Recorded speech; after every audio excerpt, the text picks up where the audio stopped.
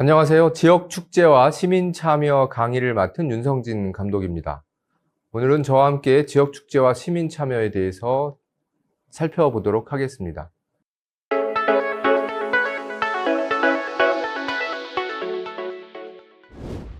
이번 시간에 배울 강의 내용은 첫 번째, 축제의 정의와 기능, 두 번째, 국내외 시민 참여 축제의 사례, 세 번째, 지속 가능한 지역 축제를 위한 시민 참여, 이렇게 세 개의 카테고리로 나눠서 진행을 해 보도록 하겠습니다.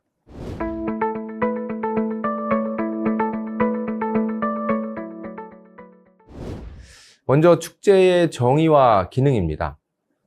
이 부분은 좀 어렵고 이론적인 부분이긴 합니다만 한번 살펴보도록 하겠습니다. 첫 번째, 해외 유명 학자들의 정의입니다. 축제에 대해서는 많은 학자들이 정의를 내리고 있는 걸 알 수 있습니다. 오늘은 3명의 학자에 대해서 알아보도록 할 텐데요. 먼저 하비 콕스는 축제를 억압되고 간과되었던 감정 표현이 사회적으로 허용된 기회라고 이야기하고 있습니다. 또 프리드릭스는 개인 또는 공동체에 특별한 의미가 있거나 결속력을 주는 사건 또는 시기를 기념하여 의식을 행하는 행위라고 이야기하고 있죠. 마지막으로 학자라기보다는 소설가이기도 한 괴테는 단순한 휴식이 아닌 재생산을 위한 휴식과 놀이마당에서 종합예술을 펼치는 고도의 인간활동이라는 이야기를 하고 있습니다. 이렇게 세 사람의 이야기를 들어보면 축제라는 것이 굉장히 중요한 어떤 것이다 라는 것을 알 수 있죠. 하지만 축제를 상징적으로 표현하고 있는 정의이기 때문에 축제에 대한 구체적인 상을 그리기는 좀 어려운 점이 있습니다. 사전적 정의를 한번 살펴볼까요? 국어사전에서는 축제를 축하하여 벌이는 큰 규모의 행사 또는 축하와 제사를 통틀어 이르는 말이라고 보편적인 정의를 내리고 있습니다. 위키백과도 우리가 많이 보고 있는데요. 위키백과에서는 개인 또는 집단이 특별한 의미가 있는 시간을 기념하는 일종의 의식을 말한다 라고 정의가 올라와 있습니다. 또 캠브리지 영어사전이 많이 인용이 되는데요. 캠브리지 영어사전에서는 축제를 사람들이 무엇인가를 축하하기 위해서 개최하거나 특히 종교적인 행사를 개최하는 날 또는 기간이라는 정의를 내리고 있습니다. 콜린스 영어사전에서는 두 가지로 살펴볼 수 있는데요. 첫 번째는 축제는 어떤 뮤직 콘서트나 연극 제작 같은 것들로 구성된 일련의 이벤트라고 예술 축제에 대한 이야기를 하고 있는 것 같고요. 두 번째는 축제는 사람들이 일로부터 휴가를 떠나서 특별한 행사를 축하하거나 종종 종교적 행사를 여는 날이나 시기이다라고 이야기하고 있습니다. 이렇게 축제에 대한 정의들은 굉장히 다양하긴 합니다만 이 정의들만으로 축제라는 아주 입체적인 어떤 활동에 대해서 이해하기는 굉장히 어려운 부분이 있습니다. 한국민족문화대백과 사전에서는 도시축제라고 이야기하고 도시축제의 정의를 특정 지역의 공동체에 의해 수행되는 이벤트로서 그 공동체와 지역의 특성을 집약적으로 보여주는 문화현상이라고 이야기하고 있습니다. 여기서 처음으로 이제 공동체에 대한 이야기가 나오는 걸 우리가 알 수 있죠. 이런 많은 축제에 대한 정의들을 가지고 서울시 축제 육성 및 지원에 관한 조례를 만든 적이 있는데요. 어떻게 서울시에서는 축제를 정의 내려고 있는지를 한번 보겠습니다. 서울시에서는 축제를 문화예술 향유, 관광진흥, 시민화합, 문화의 다양한 가치 구현, 전통 계승 및 지역경제 활성화 등을 목적으로 불특정 다수의 시민이 참여하고 정례적으로 개최되며 문화적, 예술적, 민속적 프로그램 등으로 구성된 것을 말한다 라고 비교적 다른 정의보다는 매우 구체적이고 실제적인 정의를 내리고 있습니다. 서울시 축제 육성 지원 조례에서 이렇게 정의를 내린 이유는 축제 지원 정책에서 지원 대상을 특정하기 위해서 내리다 보니까 아무래도 축제가 어떤 목적을 갖고 개최되는지, 그리고 대상이 누군지, 정례성을 가지고 있는지, 프로그램은 어떻게 구성되는지를 명확하게 명시하고 있습니다. 이렇게 정의는 사실 두리뭉실하게 내려지는 경우가 많은데요. 오늘 저랑 살펴보는 것들은 축제의 정의와 기능에 대해서 한번 좀 심도 깊게 논의해보는 시간을 가져보도록 하겠습니다. 현대사회의 축제의 기능을 이야기하기 전에 먼저 전통사회의 축제, 지금 우리가 살아가고 있는 근현대사회 이전에, 조선시대 이전에 또는 선사시대에까지 전통사회의 인류가 사회를 형성하고 공동체를 형성하고 살았을 때 축제가 그 시기에도 있었을 거라고 우리는 예상을 하는데요. 그런 전통사회에서의 축제는 어떤 특성을 가지고 있고 어떤 정의를 내릴 수 있을까 하는 것들을 잠시 이야기해보고자 합니다. 그 이유는 원형적 축제라고 저는 이걸 이야기하는데요. 이 원형적 축제에 대한 이해가 깊이 있게 될 경우에 현대사회의 다양한 축제 기능과 축제 형태들을 이해하는 실마리를 가질 수 있다고 생각합니다. 왜냐하면 현대사회에서는 많은 축제들을 문화 행사랑 구분하기 굉장히 어렵고 너무나 많은 문화 이벤트 행사들에 축제라는 이름을 붙이고 있기 때문에 과연 축제가 무엇일까 하는 거에 대한 궁금증을 유발하기도 하고 혼란을 가져오기도 됩니다. 그래서 이 본질적인 축제의 특성과 기능에 대한 이해를 위해서 전통사회 축제를 살펴보는 것이 도움이 될 거라고 생각합니다. 원형적 축제의 사례를 좀 살펴보기 전에 먼저 원형적 축제는 어떤 특성을 가지고 있는지를 이야기해보고자 합니다.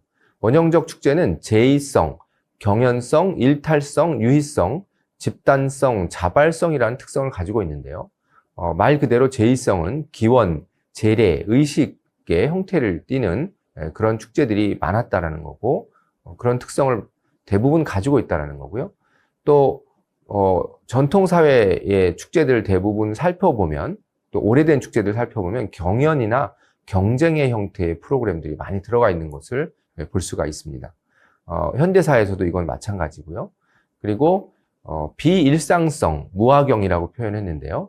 일상적이지 않은 어떤 일탈적인 행위나 활동, 그런 공간이나 장소성을 가져오는 그런 일탈성을 축제의 원형적 축제의 중요한 특성으로 보고 있습니다. 그리고 원형적 축제는 반드시 현대 축제도 마찬가지겠습니다만 축제가 갖는 기본적인 유희성이 있습니다. 놀이와 춤과 노래로 그 콘텐츠가 구성이 되게 되는데요. 이 놀이와 춤과 노래가 아니라 세미나, 학술 행사, 포럼 이런 것들로 구성되면 그건 사실 축제라고 보기는 어렵고요. 축제의 일부 그런 활동이 포함될 수는 있지만 축제의 대부분의 콘텐츠는 체험 형태의 놀이 그리고 춤과 노래, 그래서 가무 악기가 포함된 그런 유희성이 굉장히 중요한 특성이다라고 이야기할 수 있습니다. 그리고 다섯 번째로는 공동체나 이런 참여적 형태의 집단성을 띠게 된다는 겁니다. 축제는 개인을 위한 축제, 또 그 각각의 개인이 서로 모르고 관계가 형성되어 있지 않은 공동체에서 축제가 이루어지는 것이 아니라 서로 아는 친밀한 공동체 사회에서 대부분 축제가 발현되고 그들을 위해서 축제가 만들어졌다는 거죠. 여기서 중요한 축제가 관광을 목적으로 출발되어지지는 않았다. 전통사회 축제는 대부분 그 지역민들, 지역의 공동체를 위해서 만들어졌다는 것을 볼 수가 있습니다. 마지막으로 이 전통사회 축제는 주도적이고 주체적인 그 공동체 구성원의 참여를 전제로 하고 있습니다. 이걸 자발성이라고 이야기합니다. 이 자발성이 가장 중요한 특성이라고 저는 생각하고 있습니다. 두 번째로 원형적 축제는 그럼 어떤 기능을 했는지를 볼 텐데요. 원형적 축제는 공동체 의식을 강화하고 전통 문화를 계승하고 또 지역 고유성을 통한 지역의 통합을 가져오고 오락과 놀이를 통한 어울림, 그리고 축제성과 일탈의 경험을 통한 신과의 합일의 어떤 기능을 가지고 있습니다. 이 기능들의 상당 부분은 현대사회에서도 동일하게 그 축제가 갖는 기능들이기도 합니다. 하지만 이 근본적인 이 여러 기능들의 목적은 무엇이냐면 전통사회 원형적 축제는 현대사회와는 달리 사회적 치유나 구성원들의 정서적 치유 기제로서의 기능을 담당해서 이 정서적 치유, 그다음에 관계 회복을 통해서 그 공동체의 결속력을 강화하고 화합을 다지는 목적이 가장 중요한 목적이지 않았나 생각합니다. 그래서 원형적 축제의 정의를 다음과 같이 좀 길게 구체적으로 내려볼 수가 있을 텐데요. 특정한 공동체가 합의한 목적을 이루기 위해서 그런 기원을 담아서 공동체가 가진 특화된 자원을 소재로 일정한 시기와 장소에서 일정한 장소 또 상징적 장소에서 공동체의 자발적이고 주도적인 참여가 전제된 상태에서 펼쳐지는 정례적 문화 행사라고 볼 수 있습니다. 이 원형적 축제는 유의적 활동과 놀이를 경험하며 일상적 삶을 통해서 손상된 정서의 치유와 사회적 관계를 회복시켜서 공동체 유지 강화에 기여하는 본성적인 공동체 문화 활동이다라고 이야기할 수 있습니다. 이 정의를 보면 어떤 목적을 가지고 있어야 되는지 또 소재가 필요하다라는 거, 정례적인 시기성과 장소성, 그리고 자발적 참여와 컨텐츠, 그리고 이 목적과 기능에 대해서 잘 기술해 놓고 있는 것을 볼 수 있습니다. 이 원형적 축제의 사례를 한 5가지만 좀 살펴볼 텐데요. 첫 번째는 멕시코 망자의 날 축제입니다. 멕시코 망자의 날 축제는 죽은 자들을 불러오는 날, 죽은 자들을 만나는 날이라고 볼 수 있습니다. 삶과 죽음의 만남을 의미하고요. 그래서 공동묘지에서 밤을 새면서 그 공동묘지를 장식하고 죽은 가족들과 뭐 친지 또는 자녀, 부모님들을 불러서 만나는 그런 의식적인 활동을 합니다. 대화를 나누고 또 그 묘지를 장식하고 촛불을 켜고 이런 축제를 많이 행하고 있는 이유는 삶과 죽음의 경계에서 죽음을 두려워하지 않고 또 많은 그 집단적인 전쟁이라든지 이런 질병으로 사람들이 죽었을 때도 다시 살아갈 수 있는 힘을 얻기 위한 어떤 기능을 하지 않았을까라고 생각합니다. 몽고의 나담 축제는 국가 축제로서 씨름, 말타기, 활쏘기로 구성된 몽골 최대의 전통 축제입니다. 이 몽골 나담 축제는 세계 10대 축제의 하나이기도 한데요. 그 이유는 이 전국적으로 이 축제의 활동들이 이루어진다는 건데, 몽고에서 이런 축제를 하는 이유는 유목민인 몽고에 사람들이 살아가기 위해서 씨름과 말타기, 활쏘기가 반드시 필요한 생활의 기술이죠. 그래서 어렸을 때부터 이 기술들을 가르치고 심지어는 10살 어린 아이들도 활쏘기 대회를 하고 경연을 합니다. 이런 활동들은 그 몽고 유목민들의 삶을 유지시키는데 아주 중요한 기능을 했던 것이죠. 일본의 3대 전통 맛지리 중에 하나인 기온 맛지리가 있습니다. 가마를 메고 마을 전체를 달리는데 한 7개의 마을이 단위별로 경쟁을 벌이게 됩니다. 그래서 순위를 가리는 경연형, 가마 메고 달리는 경주 형태의 이런 축제입니다. 하지만 이 축제는 15일간 축제가 진행되는 동안 14일 동안은 이 가마를 만들고 또 제사를 지내고 또 같이 전시를 하고 그다음에 공연을 하고 이런 활동들이 벌어지다가 맨 마지막 날 15일 날 새벽 5시부터 1시간 정도 가마 메고 달리는 하이라이트로 축제가 끝나게 됩니다. 이 축제가 이뤄진 이유는 오래전 한 700여 년 전에 코로나와 같은 전통사회에 많은 전염병이 있죠. 그 전염병을 이겨내기 위해서 신사의 승려들이 이 기도를 하고 수도를 통해서 이 지역에만 이런 그 전염병이 들어오지 않았다고 합니다. 그래서 그들을 가마에 메고 마을을 뛰어다니면서 감사의 이 마음을 표현했던 것을 기념해서 그때로부터 매년 개최되고 있는 축제라고 합니다. 지금도 여전히 우리 마을을 지켜달라는 어떤 의미들을 담고 있죠. 그래서 새벽 5시에 하는 것을 보면 관광객을 전혀 고려하지 않고 그들의 전통 방식 그대로 신들이 깨어있는 시간, 해가 뜨기 전에 이 축제를 마치려고 하는 그들의 어떤 의지들을 볼 수가 있습니다.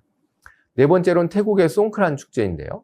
송크란 축제는 태국의 신년 축제로 격렬한 물싸움이 벌어지기도 하고 이 도시 전체가 물바다가 된다고 볼 수 있는데요.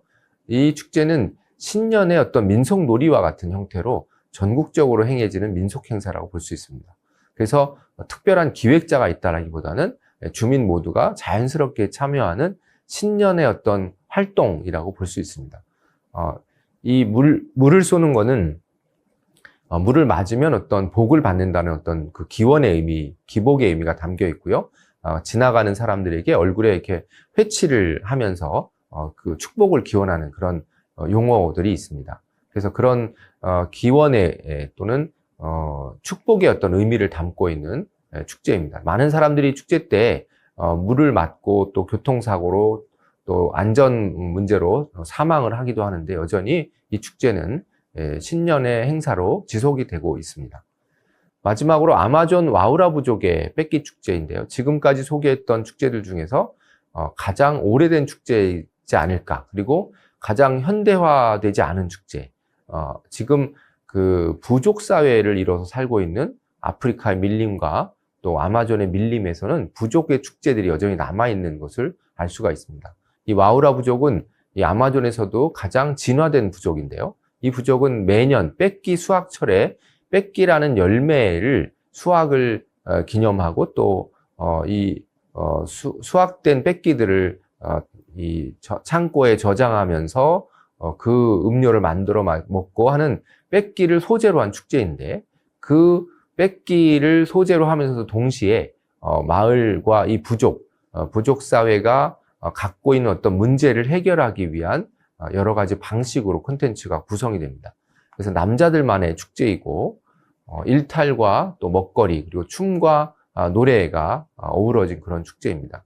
이 축제는 남자들의 욕구 불만을 해소하기 위한 3일간의 강렬한 춤과 의식으로 이루어지고 있고 그 끝에는 여성들이 남성들에게 폭력을 행사하거나 공격을 하는 잠시 한 몇 시간 동안의 일단 일탈의 시간을 허용해 주면서 마지막 엔딩 세리머니를 갖게 됩니다. 이 원시 부족의 축제도 축제 기획자라든지 장소성, 정례성 그리고 프로그램, 먹거리 이런 모든 것들을 다 구성 요소를 완벽하게 가지고 있다는 걸 저희가 발견했는데요. 그걸 보면 축제라는 것이 굉장히 오래된 문화적 제도라는 것을 알 수가 있죠. 그래서 이 원형적 축제를 통해서 축제라는 것이 현대사회의 경제적 필요, 관광적 필요에서 만들어진 것이 아니라 인류가 부족 형태, 공동체의 사회적 형태를 띠면서 살게 됐을 때 자연스럽게 발생되는 어떤 기원과 기복, 제사의 의식으로 출발했던 문화적 제도이고 활동이다라는 걸 알 수가 있습니다. 그리고 그것의 가장 큰 기능은 공동체의 어떤 정서적인 치유, 사회적 치유의 역할을 했다라고 저는 생각합니다. 네, 그럼 두 번째로 현대사회의 확장된 축제의 기능에 대해서 좀 살펴보도록 하겠습니다. 현대사회의 축제는 여러 가지 기능들을 다양하게 가지고 있고요. 또 공동체 원형 축제에서 우리가 원형적 축제에서 볼 수 있었던 전통사회 축제에서 가지고 있던 축제의 기능을 여전히 유지하고 있는 축제들도 많이 있습니다. 먼저 축제는 불가능을 가능하게 하는 공동체의 힘을 보여주는 행사입니다. 그래서 전쟁이나 전염병, 자연재해가 일어난 이후에 또 1차 세계대전, 2차 세계대전이 끝나고 나서 많은 축제들이 생겨나서 그 재난의 극복을 또 기념하고 또 공동체의 회복, 그리고 다시 살아갈 수 있는 힘을 얻기 위한 그런 공동체의 화합과 힘을 다지는 그런 축제들이 많이 만들어진 것을 알 수 있습니다. 그래서 축제는 공동체의 힘과 어떤 결속력을 보여주고 과시하는 또는 그걸 다지는 그런 기능을 하고 있다고 생각합니다. 두 번째는 축제는 한 지역의 문화적 총체를 발견할 수 있는 행사입니다. 이 문화적 총체라고 하는 것은 그 지역이 갖고 있는 문화적 자원, 또 문화 활동의 어떤 활발한 정도, 수준, 예술적 역량, 역사와 문화 자산, 또 문화에 대한 관점, 풍습과 민속, 지역의 특화 자원 이런 것들 모두가 이 축제 때 드러나게 됩니다. 이렇게 한 지역의 문화적 총체를 드러나게 하고 발견할 수 있고 또 그거를 대외적으로 알리는 그런 기능을 축제가 하고 있다. 그래서 축제 때는 지역 문화 자원의 엑기스, 지역의 총체를 압축적으로 경험하게 한다라는 것을 우리가 알 수 있습니다. 세 번째로 축제는 지역의 일상을 변화시키는 문화 프로젝트로 일상과 관계를 맺고 있고 또 관계를 맺어야 됩니다. 이건 축제에 지금 현대사회 축제에 많이 드러나고 있지는 않지만 마을 축제라든지 또는 시민 참여형 축제에서 나타나고 있는 현상인데요. 축제가 일상을 풍요롭게 만들고 축제를 준비하는 그런 주민들의 삶을 변화시키고 행복하게 만드는 그런 기능들을 하게 됩니다. 그래서 축제는 일상을 풍요롭게 재발견하게 만든다라고 하는데요. 그러면 이걸 보면은 축제는 축제 기간에 임박해서 현수막이나 포스터를 보고 우리 지역에 축제를 하네? 라고 알게 된다는 것은 지역의 일상과 연결된 축제가 아닌 거죠. 그래서 지역의 주민 참여 또는 시민이 주도하는 축제는 반드시 시민의 일상과 연결되어 있어야 된다라고 생각합니다. 네 번째로 축제는 스토리, 특산물, 산업 등의 지역의 차별화된 특장점을 알리는 집중적인 홍보 매체로서의 기능을 합니다. 축제 때 가장 많은 보도가 이루어지고 또 지역의 특장점을 압축적으로 보여주기 때문에 보도거리들도 많아지죠. 그래서 특화된 축제 소재를 통해서 지역을 브랜딩하는 최고의 홍보 채널로서의 기능을 축제가 담당하게 됩니다. 그래서 많은 지역이 축제에 큰 예산을 쓰고 있고 또 지역별로 많은 축제들이 있는 것을 우리가 알 수 있습니다. 마지막으로 지역 문화 생태계의 기반이 되고 또 지역 문화의 숲을 지키는 토양으로서의 기능을 하게 됩니다. 축제가 하나가 잘 되면 그 축제를 통해서 많은 지역의 문화, 예술 또 그 축제와 연관된 산업 인력들이 그 생태계를 통해서 살아갈 수 있고 또 그 기능을 유지할 수 있게 되는 거죠.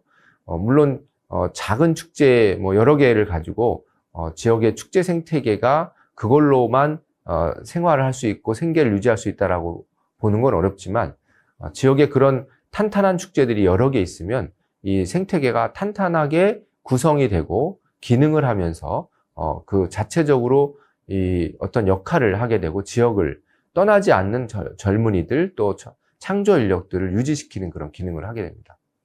현대사회 축제는 이렇게 5가지의 축제 기능 외에도 더 많은 기능들을 보여주고 있는데요. 그래서 전통사회 축제보다 더 다양한 기능들을 갖고 개최되고 있다고 볼 수 있습니다. 잠시 전에 이야기했던 지역 축제 생태계가 어떻게 구성되어 있는지를 축제 생태계에 해당되는 여러 영역들과 거기에 해당되는 기능과 역할, 또 업체, 또 전문 인력들을 제가 한번 정리를 해본 건데요. 여기는 커뮤니케이션 영역도 있고 프로그램에 대한 부분, 시설 인프라에 대한 부분, 매니지먼트에 대한 부분, 또 후원과 협찬과 같은 재정적인 부분, 이런 5개의 영역으로 나눠서 어떤 기능들이 존재하고 거기에 어떤 업체와 전문가들이 참여할 수 있는지를 보여주고 있습니다. 이렇게 지역의 축제가 활성화가 되면 방대한 규모의 생태계, 적어도 100개 이상의 기능들이 모여져야 큰 축제가 만들어질 수 있는데요. 그런 기능들이 활발하게 지역을 살찌우게 되고 그 촘촘하게 연결된 생태계 그물망이 지역의 축제를 또 흔들리지 않게 버티게 해주는 역할을 또 하게 됩니다. 자, 첫 번째 시간 축제의 정의와 기능에 대해서 알아봤습니다.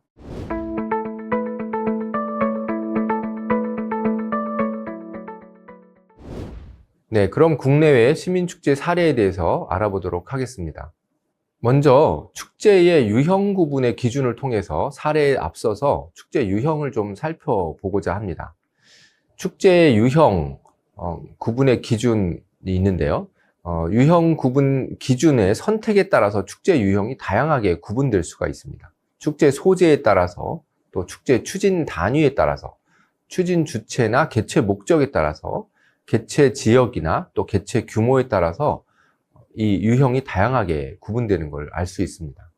축제의 유형을 구분해야 되는 이유가 무엇인지에 따라서 그 구분 목적이 중요한 건데요. 평가를 위해서 구분하는 것인지, 또 지원을 위해서 구분하는 것인지, 연구를 위해서인지, 또 소재나 축제 자원의 개발을 위해서인지에 따라서 다양하게 한 축제가 다양한 유형 구분의 영역에 포함될 수가 있겠죠. 먼저 개최 규모의 측면으로 축제를 보게 되면 대규모 종합축제가 있고 중규모, 소규모, 또 커뮤니티 마을 단위의 커뮤니티 축제가 있을 수 있습니다. 그리고 추진 단위로 볼 때는 축제를 누가 주최하느냐에 대한 측면이죠. 정부가 주최하는 국가 주도의 축제가 있겠고요. 또 도시 브랜드 축제, 자치구 대표 축제, 마을 단위 축제, 대학 축제, 이렇게 추진 단위에 따라서 축제 유형이 또 나눠지게 됩니다. 추진 주체에 따라서 관주도형 축제가 있고 또 민간 주도형 축제가 있고 민관 협력형 축제가 있습니다. 앞서 추진 단위하고 추진 주체가 조금 혼돈될 수가 있는데, 추진 주체는 예산을 지원하는, 예산의 공급, 예산의 책임을 지는 주체라고 보시면 되겠습니다. 그리고 소재에 따른 구분으로는 장르 예술 축제, 전통 민속 축제, 특산물 축제, 경관형 축제, 생태 환경 축제 정도로 나눠볼 수 있습니다. 더 세부적으로 나눌 수도 있겠지만 저렇게 한 5가지 정도의 구분을 통해서 유형을 나누기도 합니다. 또 개최 지역으로는 도시 축제, 농산어촌 축제, 또 도서 지역의 축제로 구분하기도 하고요. 개최 목적에 따라서는 예술 창작 및 문화 생태계 강화, 또는 주민 공동체의 화합, 관광 및 도시 마케팅, 또 지역 특산물 및 매출 증대를 목적으로 하는 축제, 이 목적을 여러 개를 동시에 충족시키는 축제도 있습니다. 축제가 이 성장 단계로 갈 때 한 20여 년 된 오래된 확산형 축제의 경우에는 거의 모든 축제 개최 목적을 충족시키게 되죠. 하지만 처음 출발 시점에서 어떤 목적을 가지고 축제가 시작됐는지를 가지고 개최 목적에 따른 구분을 해볼 수가 있습니다. 축제 소재에 따라서 어떻게 나눠지는지를 한번 축제 포스터를 좀 같이 보면서 알 수가 있을 텐데요. 지역 특산물 및 산업의 테마를 갖고 있는 축제의 사례로 금산 세계 인삼축제 같은 것들을 들 수가 있겠고요. 또 지역의 민속문화, 전통문화를 다룬 소재로 한 축제로 청도 소싸움 축제 같은 민속 문화를 다루고 있는 축제들을 볼 수가 있습니다. 또 지역 스토리나 인물, 역사를 다룬 축제는 굉장히 많습니다만 지역의 오수 의견 문화제라고 해서 임실 지역의 의견 스토리를 갖고 만들어진 그런 문화제가 축제가 있었죠. 또 지역 자연, 생태 경관 등을 소재로 한 축제로는 무주의 반딧불 축제가 대표적인 생태 경관형 축제이고요. 또 꽃 축제 같은 것들도 이 생태 경관형 축제에 들어간다고 볼 수 있습니다. 특정 예술 문화 장르를 소재로 한 축제는 의정부 음악국 축제를 비롯해서 많은 예술 축제가 해당이 되겠죠. 또 지역 유물, 유적, 문화재를 테마로 한 축제로는 서울의 강동구의 선사문화 축제 같은 축제들이 많이 있습니다. 고인돌 축제 같은 것도 여기 해당되겠죠.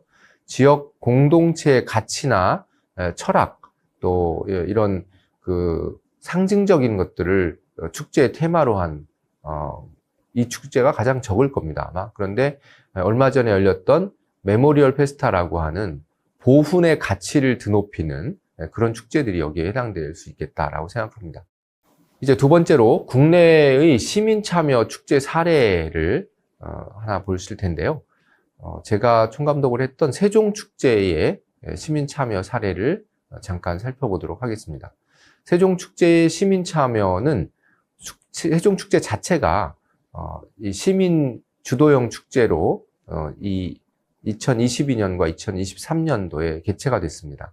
그 이전에 한 7년간 개최됐던 세종시의 대표 축제인 세종축제가 1기 축제였다면 1.0이었다면 코로나 이후에 시민들이 주도하는 시민 참여형 축제로서의 모델을 새롭게 설정하고 추진됐던 세종축제 2.0 축제의 시기에 개최됐던 2년간의 축제 모델이 시민 참여의 사례로 적절한 사례가 아닐까 생각합니다.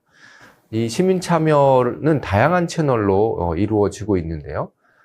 지금 여러분들에게 먼저 말씀드리고 싶은 거는 시민 참여를 위해서 시민기획단을 어떻게 모집하고 또 교육하고 또 분과를 나누고 멘토링을 통해서 축제에 참여까지 이루어지는지를 단계적으로 이야기할 수 있습니다. 먼저 모집과 교육이 이루어지고 분과를 구성하고 또 분과별 멘토링을 하고 멘토링 과정에 상세한 이 분야별로 나눠서 교육이 진행되는데요. 이 교육이 기간이 훨씬 더 또 길죠. 2달 가까운 기간 동안 프로그램 기획 또 홍보 파트로 나눠서 멘토링 과정이 이루어지고요.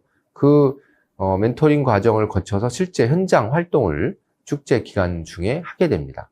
그 축제가 끝나고 나면 성과 공유회를 하는 것까지 이렇게 긴 기간의 시민 참여의 어떤 활동들을 계획하고 운영하는 것이 시민들 축제를 잘 만드는 것도 중요하지만 시민들에게 축제를 알리고 또 시민들이 스스로 축제를 기획하고 운영할 수 있는 어떤 역량을 키워가게 만드는 중요한 어떤 프로세스라고 볼 수가 있습니다.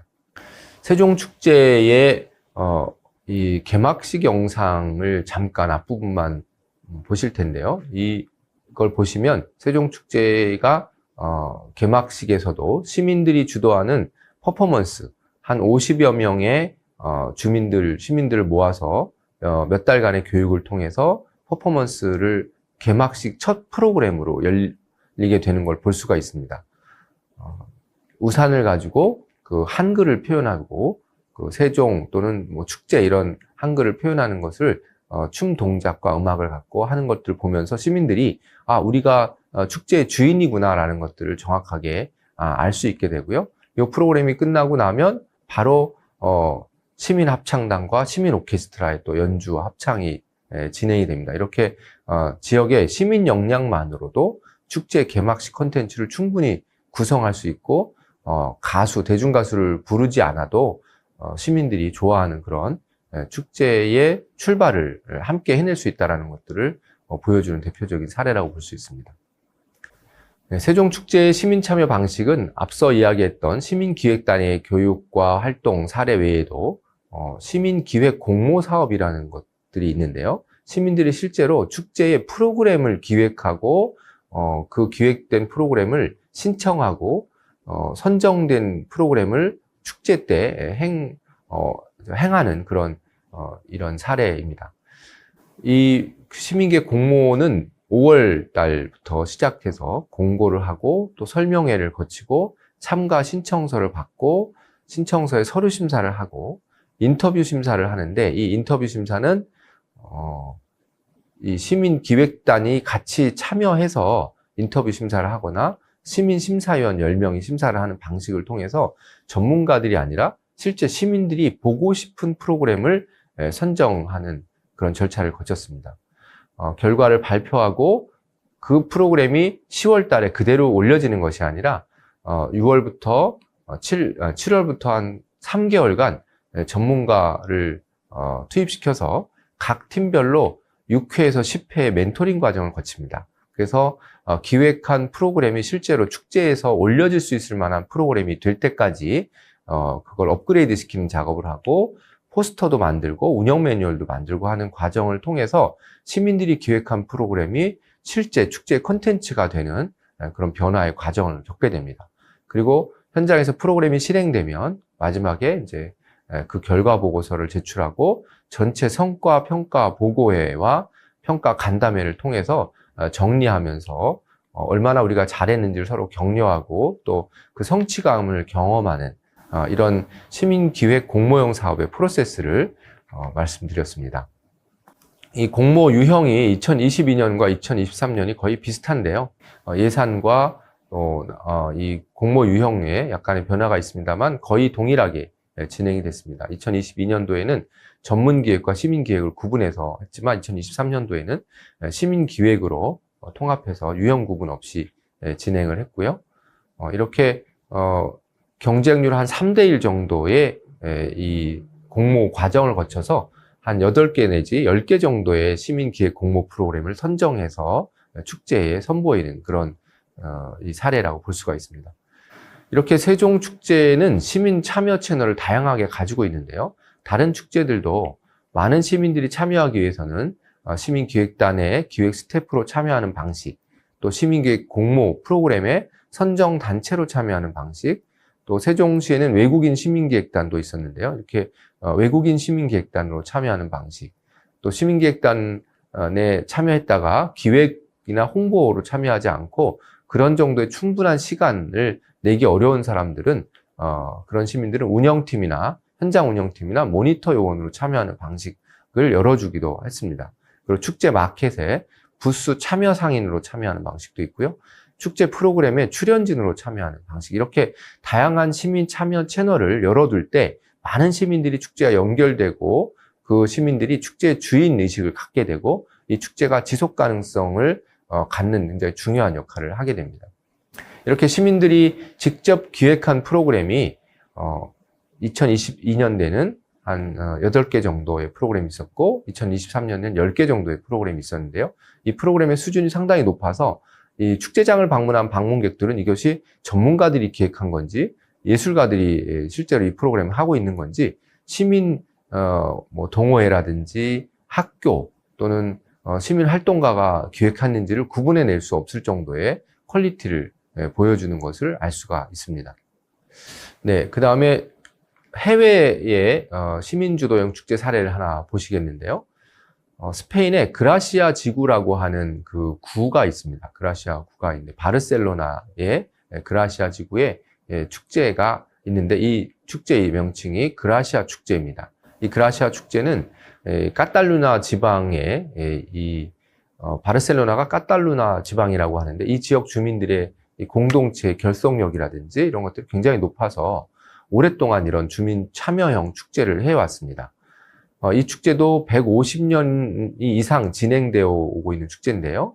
이 골목 사이에 양쪽에 마주보고 있는 건물의 발코니를 줄로 연결하고 그 줄 사이에 모빌 형태의 장식물을 달아서 골목 전체를 하나의 컨셉과 테마를 갖고 장식을 하는데 이 모든 장식과 이런 연출을 주민들이 함께 하게 되는 거죠. 이게 하나의 골목만 하는 것이 아니라 이 그라시아 지구에 있는 많을 때는 70개 이상의 골목이 참여하기도 하고 적을 때는 한 30개, 40개 정도의 골목이 참여하는 것을 이야기할 수 있습니다. 그래서 이 골목을 장식하고 축제를 운영하고 프로그램에 먹거리 프로그램이라든지 공연 프로그램들을 운영하는 모든 것들을 지역 주민들의 힘 그리고 자원활동의 힘으로 구성을 하고 있는데요. 여기에 정부에서 지원해 주는 거는 문화예술 경영 인력 2명이 정산이라든지 행정적인 부분을 처리하는 걸 도와주고 있고 대부분의 예산은 자체적인 예산으로 하고 그 외에 추가적인 예산은 구청과 바르셀로나 시청, 도청의 보조금으로 일부 지원을 하게 됩니다. 하지만 대부분의 축제 예산들은 주민들의 자원활동과 그리고 그들이 거기서 하는 먹거리 부스에서 또 운영 수익 이런 것들을 합쳐서 축제 기금으로 사용하게 됩니다. 이렇게 이 축제에 많은 지역의 그 역량들이 합쳐져서 하나의 마을 축제를 세계적인 마을 축제, 세계적인 주민 축제로 만들고 있는 것을 보여주는 대표적인 사례라고 볼 수가 있습니다. 많은 주민들의 이 시간의 기부 그리고 자기의 역량, 전문성의 기부 외에도 그 지역에 있는 상점들이나 스튜디오들이 자기의 공간 또는 자신들이 가지고 있는 어떤 천이라든지 이런 축제에 필요한 소재들을 기부하는 이렇게 다양한 방식으로 축제가 이루어지게 되고 이 축제를 통해서 지역 기업은 상인들에게 나 기업인에게 자부심을 갖게 만들고 주민들에게는 공존과 소속감을 얻게 하는 그런 역할을 축제가 행하고 있습니다. 해외 사례로 두 번째 사례를 하나만 더 보도록 하겠습니다. 스페인 같은 지역의 인간 탑쌓기라고 하는 민속놀이형 축제입니다. 이 카탈루냐 지역의 인간 탑쌓기는 유네스코 세계 무형유산에 등재된 한 200여 년 정도 유지되어 오고 있는 지역의 어떤 민속놀이인데요.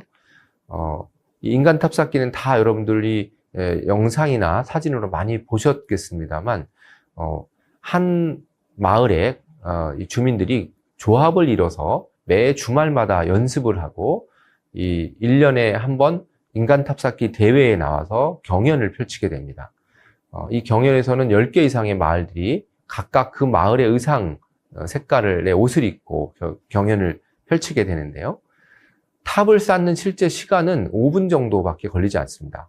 탑을 세우는데 한 3분 30초 또 다시 해체하는 데 한 1분 30초의 시간 동안, 아주 빠른 시간 동안 누가 더 가장 안전하고 아름답고 또 이 복잡한 탑을 만드느냐를 갖고 경연을 펼치게 되는데요.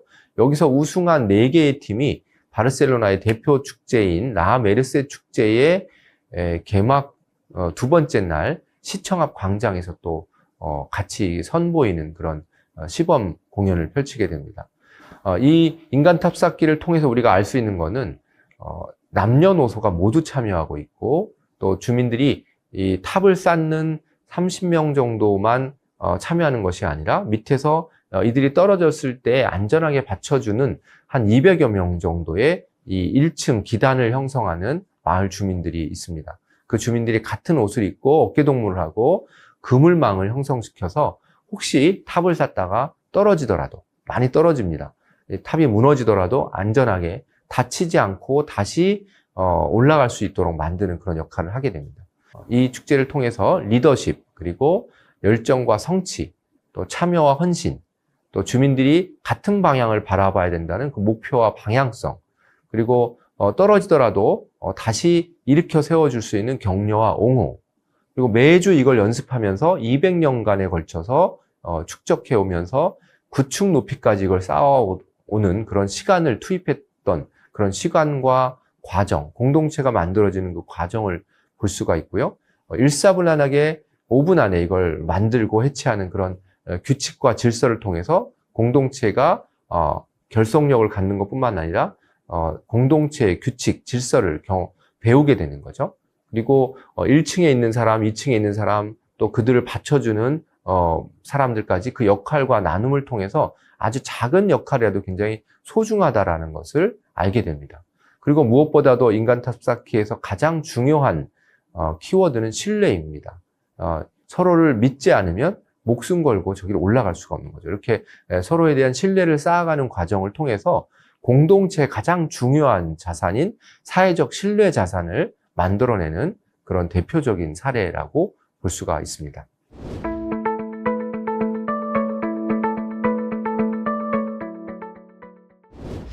네, 세 번째 장은 지속 가능한 지역 축제를 위한 시민 참여입니다. 우리가 지속 가능성 이야기하면 환경에 대한 이야기를 많이 이야기하는데요. 이 지속 가능성이라고 하는 것, 또는 지속 가능 개발이라고 하는 것은 세 가지를 볼 수가 있습니다. 환경적 지속 가능성이기도 하고, 또 하나는 재무적 지속 가능성, 세 번째는 사회적 지속 가능성이라고 해서 조직적 지속 가능성, 이 세 가지가 같이 연결될 때만 이 지역 축제도 지속 가능하다라고 저는 보고 있습니다. 오늘 이야기할 내용들은 주로 사회적, 조직적 지속 가능성이라고 보시면 될 것 같은데요. 축제를 지속 가능하게 하기 위한 추진 체계를 어떻게 만들어 갈 것인가, 그리고 그러기 위해서 시민들은 어떤 역할로 참여를 하게 할 것인가, 그것은 어떻게 지속 가능한 지역 축제에 기여할 것인가에 대한 내용이라고 볼 수 있습니다. 아마도 많은 지역의 재단이라든지 축제를 기획하는 이 공무원들이라든지 기획자, 감독들이 이 시민들의 참여를 어떻게 이끌어내고 그 시민들의 참여를 지속시키는 것이 힘들다고 생각하는데, 그걸 어떻게 만들어 갈 것인가에 대한 고민들을 많이 하고 계실 텐데요. 그런 어떤 팁을 드리는 시간이 되지 않을까 싶습니다. 첫 번째가 시민 참여를 통해서 지속 가능한 축제가 어떻게 가능한가라는 이야기를 좀 먼저 드리고 싶은데요. 축제가 시민들이 주도하는 축제, 시민 참여의 수준이 높은 축제들은 왜 지속 가능한 축제가 될 수 있는가 하는 것들을 좀 먼저 이야기하고 싶습니다. 첫 번째, 시민들이 축제의 주인이 되면 주도성과 주인의식을 갖게 되면서 예산 확보를 위한 자발적인 노력과 책임감을 갖게 되죠. 그러면서 축제의 지속성에 기여를 하게 됩니다. 두 번째는 축제 기획 운영 노하우가 대행사나 특정한 이벤트 업체 또는 매 한 2년마다 바뀌는 공무원들에게 축적이 되는 것이 아니라 시민들에게 축적이 될 때 그 시민들이 지역을 떠나지 않는 정주한 시민들의 이 노하우의 축적은 그 인력을 지속시키게 만들고 과감한 도전을 하게 만들면서 그 축제 노하우가 지역에 축적되는 역할을 하게 됩니다. 세 번째는 전문 인력의 육성의 측면입니다. 시민들이 반복적으로 참여하게 되면 전문가들보다 더 뛰어난 능력을 발휘하게 되는 시점이 있습니다. 한 5년 정도 축제 인력으로 기획이나 스텝으로 전문적인 파트에 참여하게 되면 축제를 적어도 모든 축제를 잘할 수는 없겠지만 그가 담당하고 있는, 참여하고 있는 그 지역의 축제는 누구보다 잘할 수 있게 되는 거죠. 이런 반복된 참여로 자연스럽게 시민들이 축제 전문 인력으로 성장하는 그런 과정을 겪게 되고, 또 장기적인 계획을 통해서 축제가 추진될 수 있는 그런 기회가 마련될 수 있습니다. 그래서 축제 전문 인력 육성이 굉장히 중요한 측면이라고 볼 수 있고요. 네 번째로는 지역의 축제를 대행사에 맡기거나 또는 일부 공무원들이나 재단의 어떤 전문성에만 의존할 때 생기기 힘든, 발현되기 힘든 지역 문화의 다양성이 시민들의 참여 영역을 넓혔을 경우엔 다양한 시민들의 역량들이 그 축제 안으로 수렴되면서 차별화된 축제가 만들어질 수가 있습니다. 그래서 이런 지역 문화의 다양성을 보여주는 방식으로 축제가 성장할 수가 있고요. 그리고 무엇보다 4년 내지 5년마다 바뀌는 정치적인 어떤 변화에 따라서 축제가 많이 좌우가 됩니다. 그래서 아주 잘된 축제도 이 지자체장이 바뀌거나 또 정부가 바뀌게 되면 없어지거나 또는 예산이 축소가 되거나 명칭이 바뀌면서 축제 기반이 흔들리는 그런 사례를 우리가 많이 발견하게 되는데요. 그렇게 되는 축제들은 대부분 주인이 없는 축제들입니다. 하지만 많은 주민들이 그 축제의 주인으로 참여하고 활동하고 있는 그런 축제는 정치로부터의 독립성을 갖게 되면서 긴 호흡의 축제가 추진될 수가 있죠. 그래서 이런 측면이 축제 지속성을 높이는 데 굉장히 큰 기여를 하게 됩니다. 또 축제의 성공을 위해서 추구하는 완성도나 문화적 긴장감이 돈을 받고 일하는 사람보다 훨씬 더 크게 됩니다. 물론 축제가 성장하게 되면 전문적으로 많은 시간을 투입하는 시민기획단이라든지 시민 전문 인력도 투입되는 시간과 비례해서 인건비를 받을 수 있죠. 하지만 이들은 돈을 벌기 위해서 영리적으로 그 축제를 활용하는 것이 아니라 축제의 성공과 지역의 발전이 더 큰 목적이 되겠죠. 이렇게 축제의 성공을 위해서 또 그 축제 완성도를 높이기 위해서 주민들, 기획자, 시민기획자들 또 시민 전문 인력이 그 노력을 기울일 때 축제 완성도가 더 높아질 수가 있습니다. 마지막으로 지역 문화 생태계와의 연결성을 둘 수가 있습니다. 그물망 같은 네트워크가 만들어질 수가 있죠.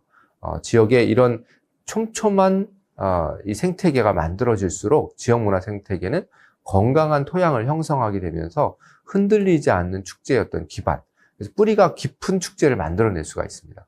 이렇게 지역 문화 생태계와 축제에 참여한 시민들이 연결될 수 있다는 거죠. 이것을 긍정적인 측면으로 보고 처음에는 이 어려운 어떤 변화일 수도 있습니다. 하지만 이런 것들이 반복될 때, 시민 참여가 반복될 때 축제의 주인이 늘어나고 시민들의 활력이 모아지고 그러면서 그 노하우가 축적되면서 탄탄한 지속 가능한 지역 축제를 만들어줄 수 있다는 확신을 갖고 시민 참여의 어떤 방향성을 만들어가기를 원합니다. 두 번째, 지역 축제에서의 시민 참여의 단계가 다양하다는 걸 좀 말씀드리고 싶은데요. 많은 축제들이 방문객 수로 성과를 생각하는 이런 방식에서 이제 벗어나야 된다는 건데요. 축제 시민이 참여한다는 것은 단순히 축제 현장에 자리에 앉아있는 그런 착석의 의미로서의 참석하는 시민이 아니라 참가하는 시민, 참여하는 시민, 주최하는 시민으로서 자기의 참여의 강도와 수위를 높여가는 것들을 계획해야 된다는 겁니다. 그래서 축제 시민기획단으로 활동하는 정도까지 시민들의 참여도를 이끌어내면 이 시민들은 지역에서 굉장히 중요한 역할들을 담당하고 시민으로서 어떤 자기 효능감들을 경험하면서 그 자발성과 주도성이 높아지게 됩니다. 이것이 가능하게 하려면 참여하는 시민들에게 실질적인 의사결정권과 책임감 이런 것들을 부여해 줘야 될 필요가 있는 거죠. 축제의 시민 참여의 수위가 굉장히 다양하다라는 것들을 좀 이해하고 우리의 축제는 시민 참여 수준이 어느 정도인가 그리고 각각의 단계별 시민들의 역량들이 어느 정도 성숙되어 있는가를 판단해 볼 필요가 있습니다. 세 번째로 지역축제 참여 주체의 자기 효능감이라는 이야기를 좀 드리고 싶은데요. 이건 무슨 얘기냐면 지역축제에 많은 주민들이 참여를 하는 경우가 있죠. 하지만 이 참여가 지속되게 만들기 위해서는 참여하는 시민들이 자기 효능감을 느껴야 돼요. 이 자기 효능감이라는 건 뭐냐면 내가 축제에 주체로서 참여한다라고 생각했는데 열심히 기획도 하고 프로그램도 만들고 네트워크 쌓기도 하고 했는데 축제가 임박해서 갑자기 전문가들이 들어와서 또는 행정 인력들이 들어와서 이제 거기까지 하시면 됐고요. 이건 저희가 결정하겠습니다. 감사합니다. 수고하셨습니다.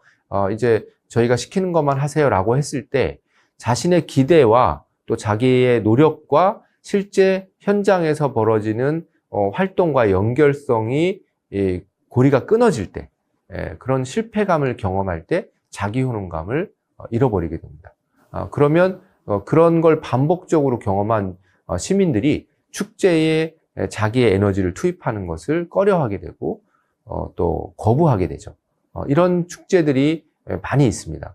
열심히 참여했는데 결국은 우리는 의사결정에 관여할 수 없고 시장님이 바뀌더니 갑자기 축제를 없애버리거나 이름을 바꾸거나 시스템을 바꾸게 되거나 그래서 그동안 몇 년 동안 노력했던 우리가 아무 의미 없는 활동을 한 것처럼 되는 그런 경험을 하게 되죠. 그러면서 우리가 축제의 주인인 줄 알았는데 주인이 아니었네? 라고 경험하게 되면 이 자기 패배감을 경험하게 됩니다. 그래서 이런 자기 효능감이라는 것은 어떤 상황에서 자신이 스스로의 선택으로 적절한 행동을 할 수 있다는 기대와 믿음, 또 자신이 하는 어떤 행동이 기대한 결과를 얻을 수 있다는 자기 능력에 대한 확신을 의미합니다. 이걸 경험할 때만 시민들이 자발적으로 축제에 참여할 수 있죠. 그렇지 않을 때는 출연진에게 출연료를 주고 그냥 출연해 주세요라고 했을 때 자기가 받은 돈만큼 그 무대에 서서 그 시간만큼 공연을 하는 거지 내가 주도적으로 몇 개월 동안 이 축제에 참여하기 위해서 준비하고 기대를 갖고 더 잘하기 위해서 애를 쓰고 하는 그런 자기 효능감이 중심이 된 축제 주체가 되는 데는 어려움이 있다는 겁니다.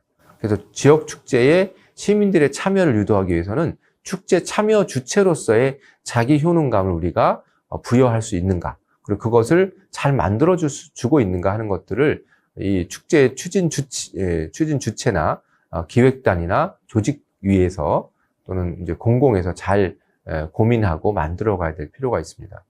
축제에 참여하는 시민들이 자기 효능감을 경험한다라는 건 결국 성취감, 자존감, 또 기대감의 어떤 성공, 기대감을 충분히 반대급부로서 자기의 기대가 충족되는 것을 경험할 때 이런 자기 효능감이 선순환의 구조를 갖게 됩니다. 그러면서 능동적으로 축제에 더 참여하게 되고 더 많은 것들을 하기 위해서 애를 쓰고 목표를 설정하게 되고 또 힘들 때도 그걸 인내하게 되고 창의적인 문제 해결을 하게 됩니다.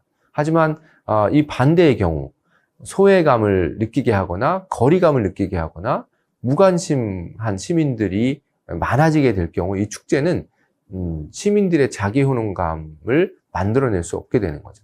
이 낮은 자기 효능감은 축제에서 난 아무것도 할 수 없고 나는 그냥 대상화된 축제 관객으로만 존재할 수 있다. 물론 관람객도 굉장히 중요합니다만 이 축제 수용자들인 시민들이 생산자가 될 수도 있고 수용자가 될 수도 있고 그리고 자신들의 의견이 축제에 적극적으로 반영될 수 있는 경험을 할 수 있느냐 없느냐 하는 것들은 그 축제가 지역에 어떻게 안착할 수 있느냐에 대해서 굉장히 중요한 기준이 될 수가 있습니다.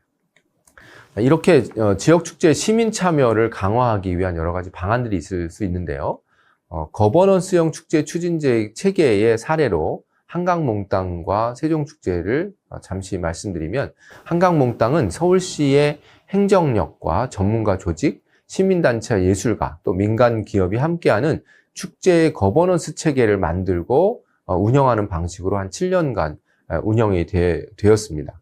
그 기간 동안 최고의 효율성과 지속 가능성을 보여줬고 플랫폼형 도시문화 축제로서의 어떤 모델을 구축하는 어떤 경험을 했는데요. 그래서 매년 2배 정도씩 예산들이 증가하면서 이 예산은 공공예산뿐만 아니라 이 민간 예산, 또 협찬, 후원, 또 시민들의 자발적인 참여로 만들어지는 어떤 그런 재능 기부, 이런 자원 활동 이런 것들이 종합적으로 이 축제에 큰 역할을 했던 사례입니다. 그래서 한강몽땅 축제는 이 보통 축제가 갖는 어떤 위계적인 의사결정 구조가 아니라 시민들이 중심이 되고 또 전문가 그룹인 한강몽땅의 기획 감독단, 그리고 한강몽땅의 자문단, 그 행정, 그리고 참여하는 시민 주체들, 시민 활동가 그룹, 또 시민 공모 사업으로 들어오는 시민 기획 프로그램의 주체, 그리고 민간 협력 프로그램의 주체들이 같이 회의를 통해서 지속적으로 성장하는 그런 한 7, 8개월 이상의 그런 과정을 통해서 축제를 만들어 갔던 사례라고 볼 수가 있습니다. 그리고 이것이 이 한강 전역에서 축제가 이루어지면서도 유지가 될 수 있었던 한 그 이유는 청년 코디네이터라고 하는 서울시에서 지원을 받는 일자리 사업으로 지원받는 청년 코디네이터가 30명에서 40명 정도 매년 선발되고 교육돼서 실제 축제에 투입이 되고 스텝과 기획으로 활동하는 그런 이 체계를 갖췄기 때문에 또 가능했던 사례라고 볼 수가 있습니다. 두 번째는 세종축제의 2022년, 23년에 어떤 추진 조직 체계인데요. 감독단과 또 시민기획단과 재단의 축제문화팀, 그래서 시민, 행정, 그리고 전문가들이 하나의 축제기획단으로 활동하면서 축제 프로그램을 구성하고 또 기획과 운영을 맡고 대행사가 실행을 대행하고 또 협력 연계 파트너의 어떤 참여, 또 시민기획 공모사업 추진단체의 참여, 그리고 세종시의 협력 이런 것들을 통해서 축제가 만들어지는 이제 원형 형태, 방사 형태의 어떤 추진 조직 체계를 갖고 운영을 했었습니다. 이런 추진 체계가 될 때 대등한 관계에서 협력이 이루어질 수 있죠. 그래서 시민기획 공모 사업을 선정한 이후에 일방적으로 배치하거나 조율하는 것이 아니라 멘토링 과정을 통해서 이 축제에 원하는 방식으로 참여할 수 있도록 이 끊임없는 회의를 통해서 그 시민들이 참여에 따른 자기 효능감들을 경험하는 그런 방식으로 축제가 추진됐던 사례입니다. 이렇게 처음부터 안정적인 거버넌스형 체계를 구축하는 건 어렵습니다만 이 과정으로 축제가 만들어질 수 있다라는 어떤 희망을 갖고 이런 추진 체계를 시도하는 그런 지역들이 더 많아지기를 희망합니다. 시민주도 축제가 성공적으로 추진되기 위해서는 시민들의 축제 참여 방식을 다각화할 수 있도록 다양한 참여 채널이 마련돼야 됩니다. 그래서 시민기획단으로 또는 모니터링단으로 또 출연진으로 그리고 뭐 부스의 판매자로 이렇게 다양한 방식의 시민 참여 채널들을 열어놓고 참여하고 참여자들이 주체적으로 참여할 수 있는 어떤 그런 의사 개진의 어떤 통로를 마련하고 하는 방식이 굉장히 중요하다는 말씀 드리고요. 두 번째, 시민기획단, 시민추진단 등의 시민들이 자발성이 실제 축제 추진 역량으로 연결될 수 있도록 이런 참여를 제도화할 필요가 있습니다. 그래서 매년 뭐 축제 5개월 전에는 시민기획단을 기수별로 모집을 해서 교육을 시켜서 참여한다든지 그리고 이런 것들이 그 시민들에게 사전에 공지되고 매년 이런 것들이 유지된다라는 것들을 안정적으로 제도화시켜서 안내하는 그런 방식이 될 때 시민들도 준비할 수가 있죠. 자기 시간을 계획할 수 있고 그래서 이 제도화가 굉장히 중요하고요. 세 번째는 지역의 이슈에 적극적으로 반응하는 시민 주체들이 있습니다. 지역의 어떤 시민 예술가들도 있겠고 시민 동호회들도 있겠고 또 시민 활동가들도 있고 이런 분들이 지역의 이슈에 대해서 민감하죠. 그들이 그런 민감한 이슈들을 갖고 자기의 욕구들을 반영해서 축제 콘텐츠를 만들어 갔을 때 그것들이 축제의 프로그램으로 이 참여될 수 있도록 하는 그런 방식, 그런 루트를 만들어내는 것이 필요하다고 생각합니다. 대부분이 공공축제죠. 우리나라 축제들은 공공이 주도하고 관의 예산, 공공 예산으로 축제가 이루어지고 있습니다. 이런 축제가 대부분인 현실 속에서 민간의 의지와 민간의 노력이 또 역량이 자발적으로 반영될 수 있는 거버넌스형 축제 추진 체계를 만들어 가는 노력이 필요한데, 이거는 이 행정과 또 뭐 재단이 될 수도 있고요, 관광재단이 될 수도 있고, 공무원 조직이 될 수 있는데, 이런 행정 주체가 스스로 축제에 대한 이해, 또 축제 조직에 대한 이해, 추진 체계에 대한 이해, 또 시민 참여 축제의 추진 방식에 대한 학습을 통해서 거버넌스형 축제 추진 체계를 두려워하지 않고 함께 만들어 간다는 생각을 갖고, 처음엔 힘들더라도 이게 2, 3년 공을 들이다 보면 훨씬 더 큰 에너지를 낼 수 있고 그 성과를 낼 수 있다는 어떤 믿음으로 이런 것들을 추진했으면 하는 바람입니다. 이런 것들은 도시의 어떤 특정 상권의 관광 마케팅형 축제라든지 특산물을 판매하는 이런 축제와 달리 지역의 시민들이 주도적으로 추진하는 대표 축제를 만들어 가는데도 중요한 어떤 시스템이 될 수 있다고 봅니다. 시민기획단, 시민모니터링단, 또 시민활동가 같은 이런 여러 시민 주체들의 참여를 이끌어내고 그들의 인식을 개선하고 참여의 방식에 대해서 오해를 갖지 않도록 그들을 끊임없이 교육하고 그걸 또 현장 중심으로 교육하면서 현장과 연결할 수 있는 기회를 제공하는 것도 중요한 이 역할이라고 생각이 됩니다. 이렇게 어렵겠지만 시민주도 축제를 추진하기 위한 여러 방안들을 적극적으로 시도하다 보면 지역에 좋은 축제들, 또 시민들이 주도하는 정말 시민들이 주인 되는 축제들이 더 많아질 수 있고, 그런 축제들이 진짜 글로벌 축제로 성장해 나가는 우리나라의 축제의 미래를 볼 수 있지 않을까 생각해 봅니다. 네, 이상으로 제 강의를 마치도록 하겠습니다.